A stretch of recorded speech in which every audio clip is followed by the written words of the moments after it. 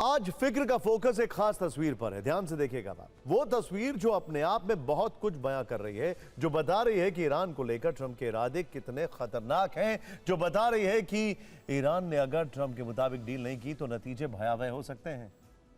ये वो तस्वीर है जिसे ट्रुथ सोशल पर जब ट्रंप ने, ध्यान से देखिए, जब ट्रंप ने पोस्ट किया तो ईरान भड़क उठा। वो तस्वीर ध्यान से देखिए।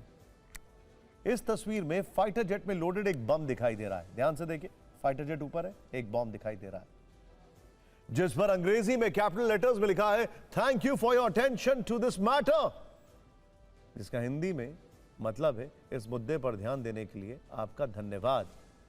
वैसे मैं आपको बहुत लाउड थिंकिंग तो नहीं कर रहा हूं, लेकिन आपको बताना चाहूंगा ये जो तस्वीर है इसमें जो बॉम्ब लोडेड है कुछ ऐसे ही बॉम्ब था जो हिरोशिमा नागासाकी पर गिरा था। मैं बहुत ज्यादा लाउड थिंकिंग नहीं कर रहा हूं, लेकिन आपको बता रहा हूं। वैसे अमेरिकी राष्ट्रपति ट्रंप जब भी सोशल मीडिया पर कोई भी पोस्ट करते हैं और नेशनल और इंटरनेशनल इंटरेस्ट से जुड़ा कोई भी विचार साझा करते हैं तो अंत में thank you for your attention to this matter जरूर लिखते हैं। लेकिन ऐसा पहली बार है जब उन्होंने ये लाइन एक विनाशकारी बम पर लिखी है। इस पोस्ट में उन्होंने कहीं भी ईरान का नाम नहीं लिया है, लेकिन जानकारों के मुताबिक ऐसा करके उन्होंने तेहरान को खतरे का संदेश दे दिया है। ईरान ने भी ट्रंप को उन्हीं की भाषा में जवाब दिया।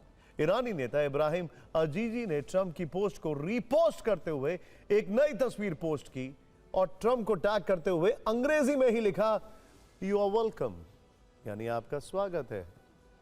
और जो तस्वीर साझा की है उसमें पूरी तरह तबाह और जल चुका सैन्य मलबा दिखाई दे रहा है। ध्यान से देखिए, ईरान ने यह बताने की कोशिश की है कि ट्रंप को ईंट का जवाब पत्थर से दिया जाएगा।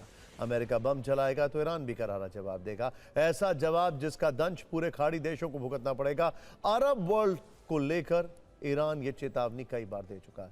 ईरान ने इस बार भी यही जवाब तस्वीर के बदले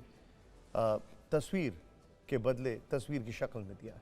ईरान और अमेरिका में जुबानी फायरिंग भी काफी तेज हो गई है। ट्रंप ने कहा कि ईरान से जल्दबाजी में कोई समझौता नहीं होगा। ईरान परमाणु बम बनाने के बारे में सोचना छोड़ दे।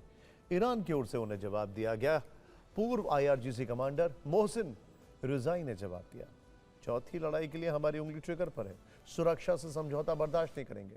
तो अमेरिकी विदेश मंत्री मार्को रूबियो ने धमकी दी, कहा डील फेल हुई तो अमेरिका दूसरा रास्ता चुनेगा, हर हाल में स्ट्रेट ऑफ होर्मुज को खुलवाएंगे। इसके जवाब में IRGC ने कहा अमेरिका ने नई हिमाकत की तो नरक बना देंगे, पश्चिम एशिया में तबाही की आग फैलेगी।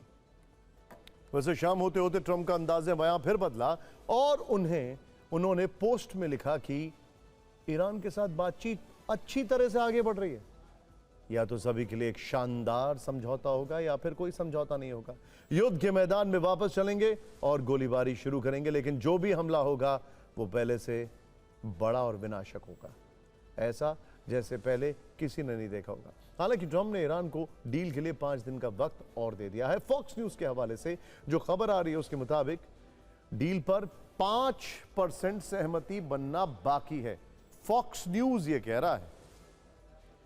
वहीं खबर यह भी है कि डील के मसौदे में ईरान को 60 दिन की डेडलाइन दी गई।